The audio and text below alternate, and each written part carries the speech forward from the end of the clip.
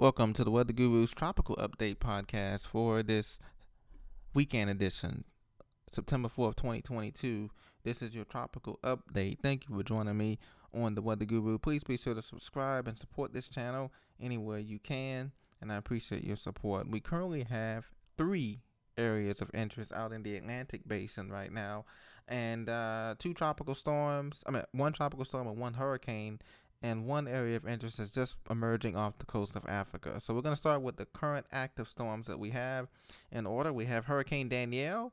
Hurricane Danielle, as of 11 p.m. Atlantic Standard Time, it has 11 a.m. Atlantic Standard Time, has maximum winds of 70 knots, 80 miles an hour.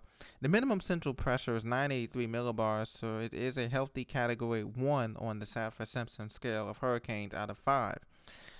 It's currently moving at west at 1 knot, or 1 miles an hour. It doesn't have much steering current, so as you can see, it's almost nearly stationary here as it continues to move and kind of meander out into the heavy North Atlantic traffic there. So mostly it's of shipping interest here. Some swells out there. Fish storm is nowhere near land, and we will continue to meander for the next couple of days out there as Hurricane Danielle.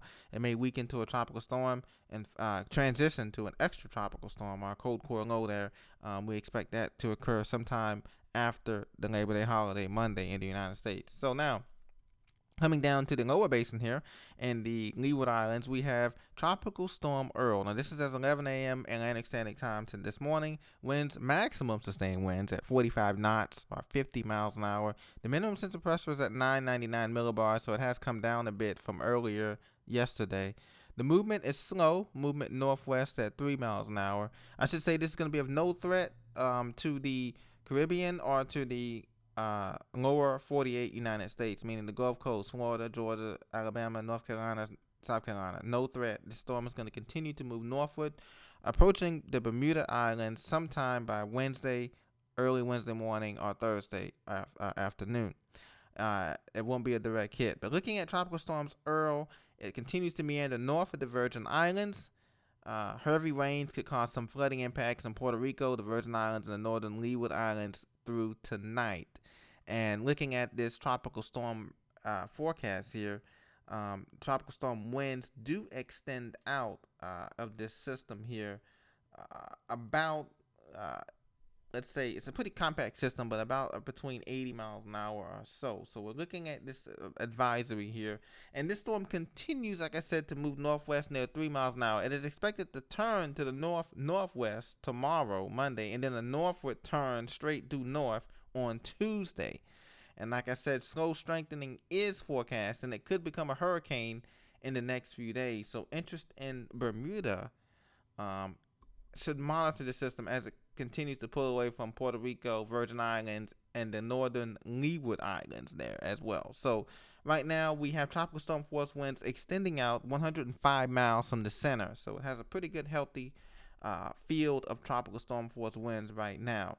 That is expected to be reconstituted once the system becomes a hurricane later on say Tuesday night, Wednesday morning, if it does reach Category 1 hurricane strength, which all it needs to do is get winds above 74 miles an hour, as you know.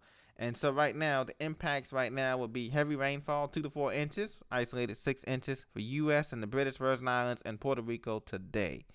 Okay, moving on, gusty winds and squalls will continue to impact the Virgin Islands and Puerto Rico through the night. And then as the system pulls away north into Monday, Tuesday, no showers for Bahamas, no showers for Bermuda. But swells will begin to impact the Bermuda Islands from the south and southwest starting on Tuesday morning. And then swells will continue to impact on Wednesday or Thursday. It is unclear at this time how much of an impact Earl will have on Bermuda. Will it miss it to the right? I think it will. It will miss it to the right, but they are forecasting by Friday that this could be a major hurricane about maybe 500 miles southeast of Bermuda as a major hurricane. And so threat would be swells with this system, maybe some winds, some squalls, but nothing to tropical storm force. So this is forecasted right now to completely miss Bermuda by Friday as a major hurricane. That's a Category 3. If it does become a major hurricane on Friday as a Category 3 major hurricane with winds above 111 miles an hour, it'll be the first major hurricane of the hurricane season, the 2022 Atlantic hurricane season.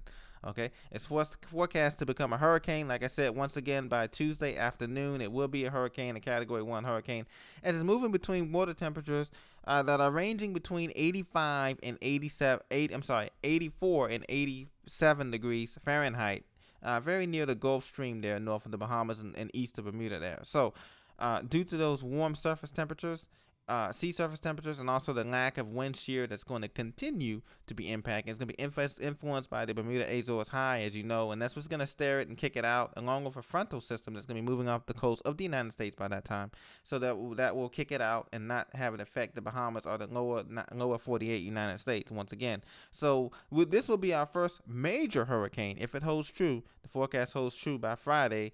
According to the National Hurricane Center, this will be our first major hurricane out to sea here. Be Hurricane Earl by Friday. So that's crucial to look at that now.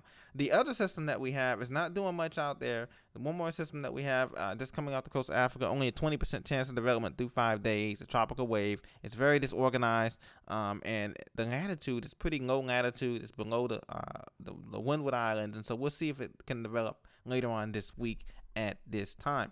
Looking at the Eastern Pacific development, Javier is no more, is gone. We have Tropical Depression 12E that's just emerging off the coast of southwest Mexico. It will become a named storm probably by tomorrow. Pressures at 1,005 millibars, moving west at 9 knots or 10 miles an hour. Once again, this storm is coming off, and so we're looking for that chance is high for development, near 100%. So tomorrow morning, we'll wake up with the next storm, the K-name storm for the Eastern Pacific. In the Central Pacific, Hawaii's looking absolutely clear and fabulous. Nothing's going on there. All the convection and showers activities as well south, a couple hundred miles south of Hawaii, with no development there expected in the next 48 hours. So this has been your tropical update and report. Thank for the weather guru. Thank you for joining me. Take care. Have a great Labor Day holiday weekend in the United States of America. Bye bye.